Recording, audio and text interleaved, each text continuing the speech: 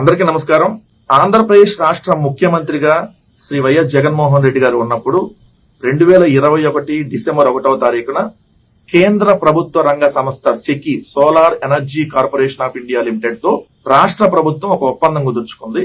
ఏంటి ఆ ఒప్పందం అంటే 7,000 మెగావాట్ల విద్యుత్ కొనుగోలుకు, సౌర విద్యుత్ కొనుగోలుకు సంబంధించి, అది కూడా యూనిట్ అనేది కేవలం ₹2.49కే కొనుగోలు చేసేటట్టుగా ఒక ఒప్పందం కుదుర్చుకుంది. ఆ ₹2.49లో ₹2.42 ఏమో స్థిర ఛార్జీ, ట్రేడింగ్ మార్జిన్ ఏమో 0.07 పైసాతో కలిపి యూనిట్ ₹2.49కి వచ్చేటట్టుగా, ఇంక ఎటువంటి ఛార్జెస్ లేవు, ISTS ఛార్జెస్ ఏం లేకుండా ఒప్పందం కుదుర్చుకో. అది కూడా 25 సంవత్సరాల పాటు విద్యుత్ సప్లై చేసేటట్టుగా, సంవత్సరానికి 4,400 కోట్ల రూపాయలు ప్రభుత్వానికి సంబంధించి ఆదా అవుతుంది అమౌంట్.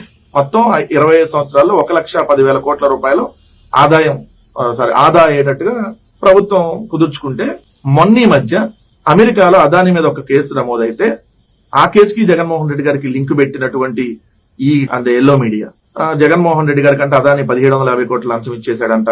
అసలు వాళ్ళు పత్రికల్లో రాసిన మీరు వార్తలు చూస్తే పెద్ద పెద్ద హెడ్డింగ్లు పెట్టి, ఎల్లో పత్రిక ఎలా విషయం చూడండి. జగన్ కు అదాని లంచం 1,750 కోట్లు, నిబంధనలు ఉల్లంఘించి అదానికి అనుమతి ఇచ్చేశారు, అడ్డగోలు సమర్థన, అవినీతి ఒప్పందానికి అడ్డగోలు సమర్థన, సెకీ ఒప్పందంపై అభ్యంతరాలన్నీ తూచి, ISTS ఛార్జీలు కట్టాల్సిందే, అధిక ధరలు ఎందుకంటే అడ్డగోలు వాదన, 1,10,000 కోట్ల రూపాయల నష్టం వచ్చేస్తుంది, జగన్ అదాని జుగల్బందీ, ఎప్పుడు ఎక్కడ ఎందుకు ఎలా, అంతర్జాతీయ స్థాయికి జగన్ అవినీతి, రాష్ట్రానికి తీవ్ర నష్టం, ఇలాంటి తప్పుడు రాతలన్నీ రాసి ఇప్పుడు అదే సెకీతో ఒప్పందం కరెక్ట్ అని చెప్పి, ఇదే ఆంధ్రప్రదేశ్ విద్యుత్ నియంత్రణ మండలి తేల్చి చెప్పి 4,000 మెగావాట్ల విద్యుత్తుని ఈ సంవత్సరమే కొనుగోలు చేస్తున్నారు. మరి జగన్మోహన్ రెడ్డి గారు లంచం తీసుకుని ఒప్పందాలు కుదుర్చుకున్నాడని చెప్పి గాలి వార్తలన్నీ ప్రచారం చేసి, ఇంకొన్ని మీడియాలు అయితే వీళ్ళందరూ చర్చా వేదికలు పెట్టేసి, ఇంకొంతమంది అయితే అసలు FBI ఇక్కడికి రంగంలో దిగిపోయింది, జగన్మోహన్ రెడ్డి గారిని అరెస్ట్ చేయడానికి వచ్చేసారు, అమెరికా జైలు ఎలా ఉంటది అని ఫోటోలు మరి వేసి ఇష్టానురీతితో అడ్డగోలు వార్తలు రాశారు కదా.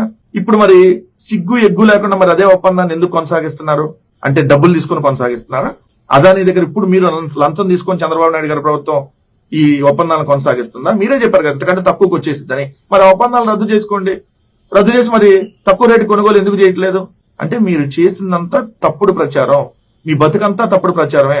30,000 మంది అమ్మాయిలు మిస్ అయ్యారని, 14 లక్షల కోట్లు అప్పు అయిందని, ఈ రాష్ట్రం అడుక్కు తినిపోయిందని, ఈ రాష్ట్రంలో అసలు ఏమీ లేవు, మొత్తం అంతా రాష్ట్రం అంతా ఇదైపోయిందని మొత్తం ఏదైతే తప్పుడు ప్రచారం చేశారో, జగన్మోహన్ రెడ్డి గారి మీద కూడా మొదటి నుంచి మీరు 1,00,000 కోట్లని, తర్వాత 40,000 కోట్లని ఇష్టానురీతిలో ఏదైతే తప్పుడు ప్రచారాలు చేశారో, ఆ తప్పుడు ప్రచారంలో భాగంగా మొన్న అదాని మీద నమోదైనటువంటి కేసుకు సంబంధించి కూడా మీరు చేసిన తప్పుడు ప్రచారం.